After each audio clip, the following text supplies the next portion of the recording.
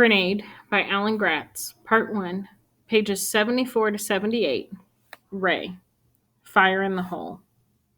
"I'm coming out," Ray called. He didn't want his rifle squad to shoot him as he exited the little Okinawan tomb. Sergeant Meredith, Big John, and the others waited outside, rifles at the ready, as Ray ducked through the doorway. Rain poured down on Ray like he was standing under the well pump back home. He leaned against the outside of the tomb, trying not to lose his breakfast. "Empty?" Big John asked. "It is now," Ray said. After a Marine had chucked a grenade inside the tomb, Sergeant Meredith had sent Ray inside to see if there was anyone still alive. There wasn't. Not anymore. There had been. An Okinawan family had been hiding among the ceramic pots that held their ancestors. But they were gone now. The grenade had destroyed both the living and the dead. Ray put the back of his hand to his mouth, but he wasn't going to be sick. As horrible as it was in there, he'd seen worse already. God help me. I'm getting used to it, Ray thought. Just like Big John had said, but Ray didn't want to get used to it. That was how you became heartless, like Big John, or stared off into the distance, like the old man, or like Ray's father. Ray didn't ever want sights like this to sit easy with him. "Let's move out," Sergeant Meredith told his squad. "Sergeant, wait," Ray said. "That tomb, it was full of Okinawans, women and children. We gotta stop using grenades on them." "But the last tomb was full of Japs," Big John reminded him. "They had built a machine gun nest into it." "I know, but sometimes there's innocent people in there," Ray argued. "We should at least be using smoke grenades on them. I won't kill them, just flush them out."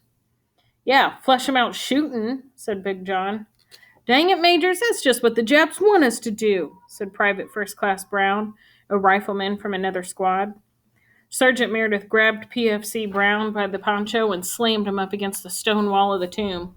"You don't ever call that boy by his last name again," the sergeant barked. "Do you understand me, Private?" Sergeant Meredith thrust Brown up against the tomb once more, knocking loose his helmet. Rain poured down on the private's head as he nodded, his eyes scared. Sergeant Meredith turned on the rest of the squad, and they all took a step back. "It's Ray, or it's barbecue, but never Majors. Do you understand me? The next joker who says it gets nicknamed General." Another Marine snorted at the idea of the death wish for a nickname, and Sergeant Meredith let go of Brown and glared at him. "You think I'm kidding?" Everybody found somewhere else to look. "We use smoke grenades on the tombs from here on out," Sergeant Meredith told them. "We don't none of us wear this uniform because it's easy." There was some grumbling at the decision, but Sergeant Meredith was the boss. He gave them 15 minutes before they had to head out again, and Ray found a place to be alone. The sergeant had yelled at everybody on his behalf, and Ray was the reason they couldn't chuck frag grenades in tombs anymore. Ray wasn't the most popular guy in the squad right now, and he could feel it. Ray found shelter under a palm frond and took the pictures he'd collected out of his pack. After he'd taken the first photograph from the man he'd killed with his rifle, it had been something Ray did after every encounter. Now he had pictures of families, pictures of sweethearts, pictures of houses and pets and parents. They weren't all from Japanese soldiers he'd killed himself, but a lot of them were. "Why do you keep all them things?" Big John asked, making Ray jump. He hadn't heard him come up. "I don't know," Ray said. "Don't you wonder about these people? Who they are? Where did they come from? Why they're here?" "I know why they're here," Big John said. "They're here to kill me." "I'm sorry," Ray said, "about the smoke grenades." He knew his request would be the least popular with his own foxhole buddy. Big John just shrugged. "Like the sergeant said, we ain't Marines 'cause it's easy." He grinned.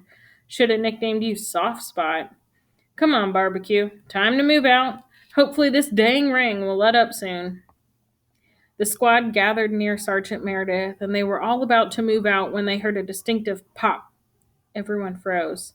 After several days on Okinawa, Ray knew exactly what that sound meant. They all did. "Grenade!" Big John cried. "Hit the deck!" But where? Who? Ray was about to throw himself into the mud when he caught Sergeant Meredith's wide, horror-filled eyes. Ray suddenly understood, and the bottom dropped out of his world. One of the grenades in the sergeant's belt pouch had activated by accident, and it was going to explode in less than 5 seconds.